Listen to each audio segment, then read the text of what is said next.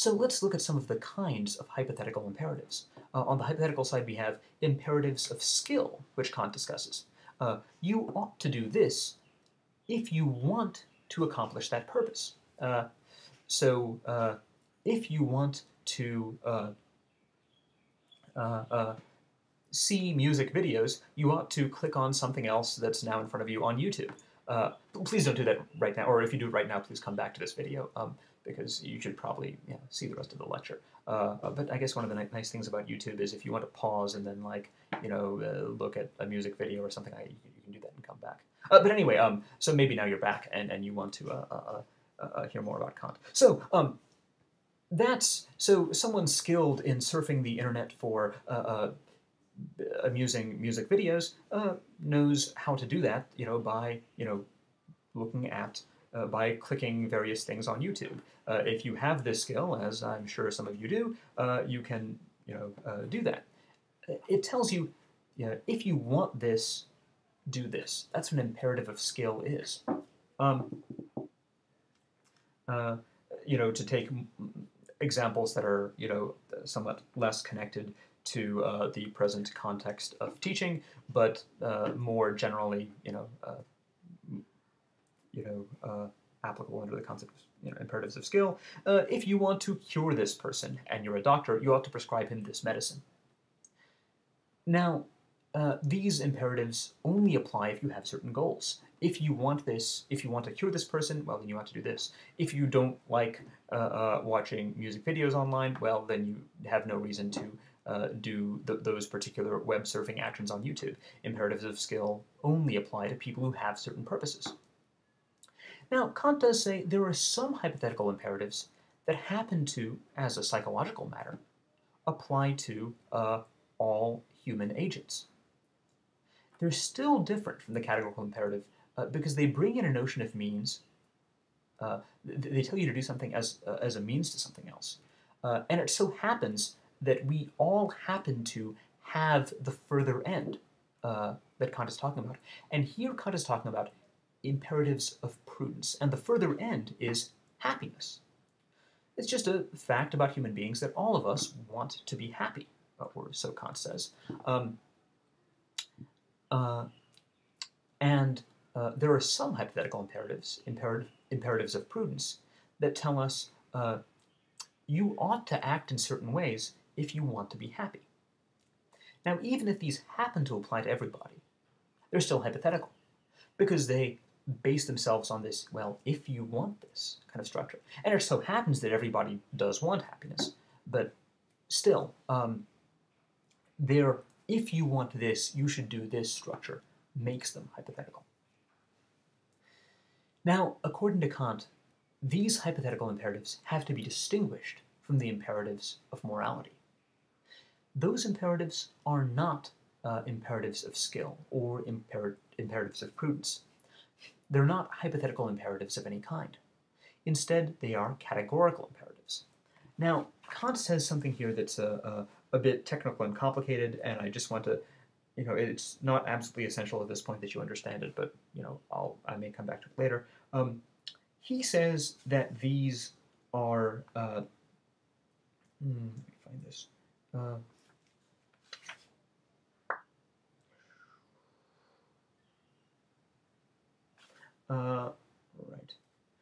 He describes these imperatives as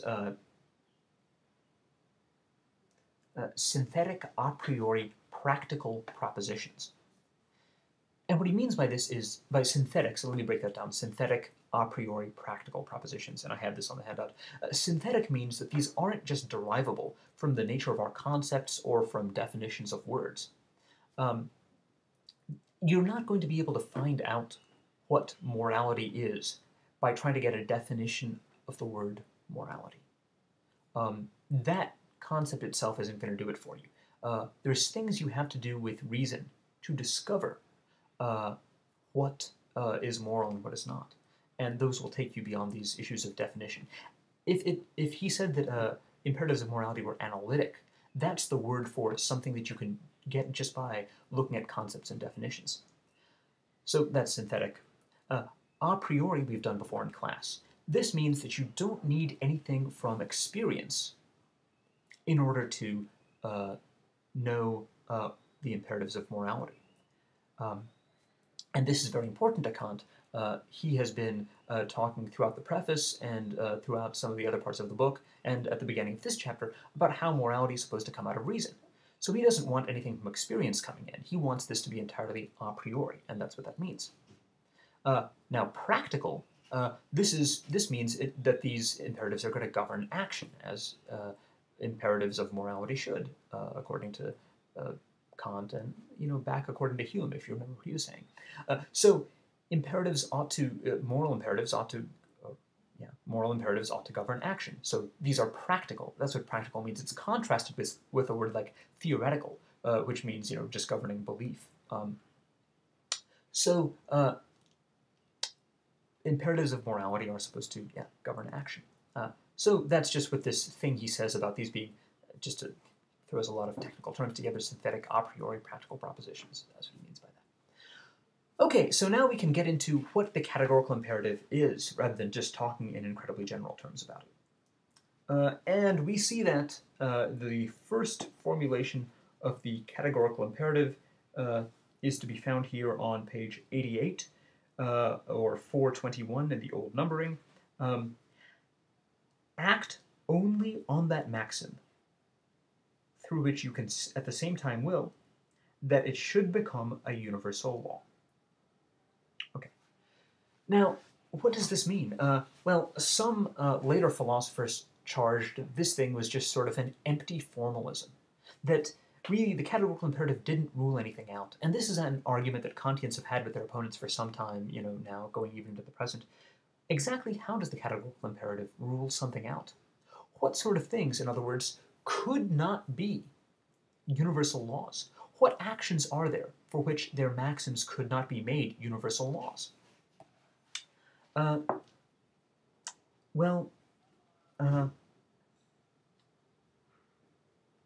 So Kant has a couple examples that he'll use to try to illustrate how actually this does rule some things out. Just one thing I should go back to here quickly. Kant says there's one categorical imperative. Now, he's going to present several different formulations of it, but he says there's only one thing there. And he separates this from hypothetical imperatives. He says, with a hypothetical imperative, if someone said, what is the hypothetical imperative? Well, there's a whole bunch of things that could be hypothetical imperatives. You don't know automatically what hypothetical imperative is going to apply to a particular situation unless you're given what your ends are. You only know what you want to do as a means to something else if you know what your ends are in that situation and what that situation is. So there's going to be a whole bunch of different hypothetical imperatives.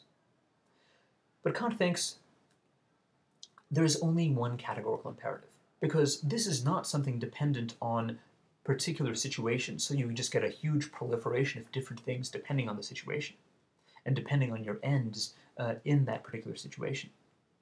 This is something for which there is just one rule. And that rule is, again, act only on that maxim through which you can at the same time will that it should become a universal law.